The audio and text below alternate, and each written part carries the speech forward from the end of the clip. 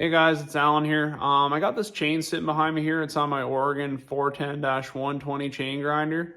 This chain got rocked pretty good the last time I was out, so I figured I'd do a demonstration for you on how to grind chain. It's not a complicated process to grind chain. Oregon gives you this nice manual here that gives you all their specs for their chain.